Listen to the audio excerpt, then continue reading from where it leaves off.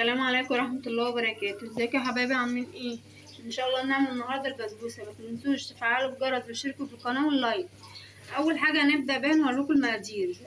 هنا انا جايبه دي بسبوسه من اللي هو الجاهز كده، اللي هو ميس كريمه مع علبتين زبادي. هي مقاديرها عليها وبتطلع ظابطه وجميله، بس اللي يعملها ايه بالخطوات بتاعتها. اول حاجه قبل ما نعجنها هنسخن الفرن. بعد كده هنجيب بقى دي السمنيره. بعد انا جايبه كيسين من الكيس دوت، كيسين، دي كمية كيسين. معانا علبتين زبادي ومعلقة بيكنج باودر. هي الخلطة عليها جميع كل حاجة، جوز هند ومعاها كل حاجة. هنحط معلقة بيكنج باودر، معلقة واحدة بس. هنجيب الزبادي،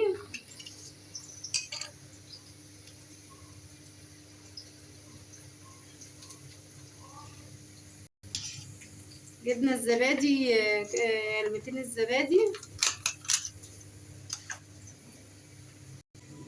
بسم الله الرحمن الرحيم. حطينا معاها 3 معالق كبار سمنة بلدي.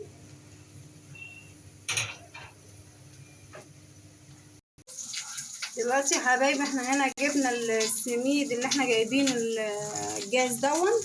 حطينا معاه علبتين زبادي، 4 معالق سمنه، مع معلقه بيكنج باودر. اول حاجه عملناها قبل كده، جهزنا الشربات عباره عن لكل كيس، يعني الكيسين دول بياخدوا 4 كوبايات سكر معاهم 4 كوبايات من الميه، حطيناهم يغلوا على النار مع عصره ليمونه والفانيليا، وسيبناها بيها يبرد على ما نطلع ندخل دي الفرن وبعدين نسقي بيها. اول حاجه هنبس الحاجات ديت ايه كويس.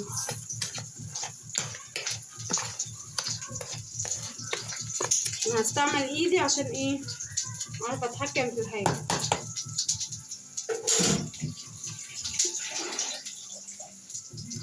هنبس الحاجات دي كويس كده.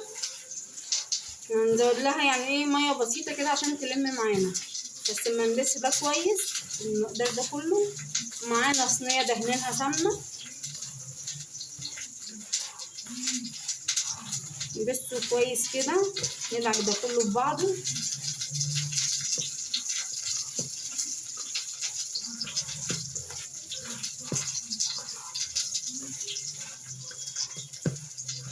نبسه كويس. بعد ما بسينا الخليط ده كويس، احنا ما ندرناش نعجن فيه كتير عشان ما ينشفش مننا، تكون البسبوسه ناشفه. نحط شويه ميه صغيرين مسافه بس ما الخليط يلم، يعني احنا مش عايزينها الخليط بتاعه طري قوي كده، يعني دوبك يعني ماسك نفسه.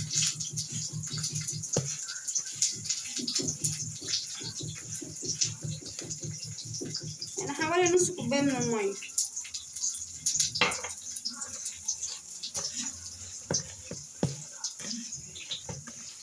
تبقى جميله بقى وطعمها جميل.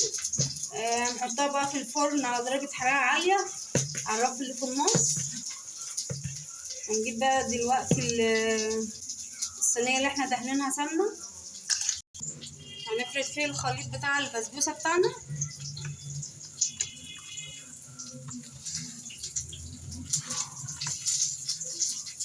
اللي عنده سوداني او اي مكسرات يحط على الوش. انا دلوقتي هعملها من غير مكسرات على الوش.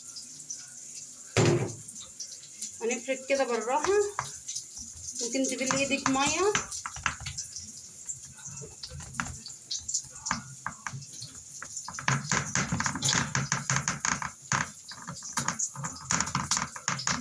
نفردها كويس.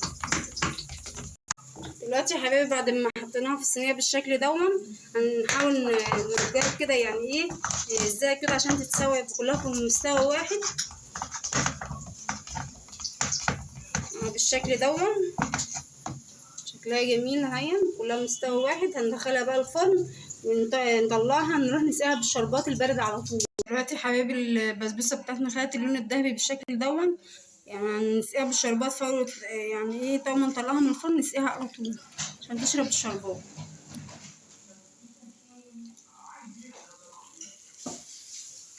بعدين نغطيها عشان تبقى طريه.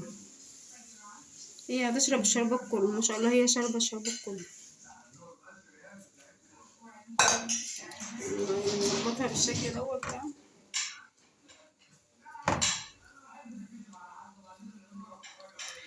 عفوا يا جماعة، انا حاطة 3 معالق سمنة بلدي ومعلقة سمنة من اللي هي جامدة، يعني عشاني قلت 4 معالق سمنة ومرة قلت 3 معالق سمنة. نغطيها بقى ونسيبها تبرد وبعدين نقدمها. وده الشكل النهائي يا حبايبي للبسبوسة، يا رب تعجب حضراتكم. بصوا يا جماعة، طريقة ما شاء الله. لازم نغطيها شوية بعد ما تطلع من الفرن، نسقيها بالشربات ونغطيها شوية ونسيبها تبرد. انا مش عارفة اطلع منها كتير لان هي هتتهري منها لسه برضو سخنة شوية.